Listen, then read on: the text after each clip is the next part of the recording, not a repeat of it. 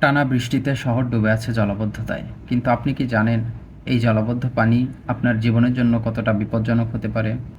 জলাবদ্ধতার সময় পয়ঃনিষ্কাশনের বর্জ্য পানি খুব সহজেই খাবার পানি সরবরাহ লাইনের সাথে মিশে যেতে পারে, যার ফলে আপনার মারাত্মক কিছু পানিবাহিত রোগ হওয়ার সম্ভাবনা থাকে, যেমন cholera, typhoid, hepatitis A, diarrhoea, আমাশয় ও নানা রকম চর্মরোগের মতো মারাত্মক কিছু রোগ। তবে আমরা কিছু নিয়ম মানলেই খুব সহজেই এই নিরাপদ থাকতে পারি। পানি ফুটিয়ে বা পিউরিফাই করে পান করুন।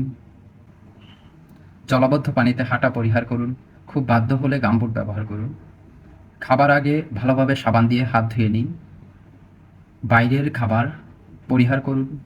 এছাড়া জ্বর, পাতলা পায়খানা, জন্ডিস অথবা বমি হলে খুব দ্রুত চিকিৎসকের পরামর্শ গ্রহণ করুন। একটু সচেতনতাই পারে আপনার ও আপনার পরিবারের সুরক্ষা নিশ্চিত করতে। সুস্থ থাকুন, নিরাপদ থাকুন। ধন্যবাদ।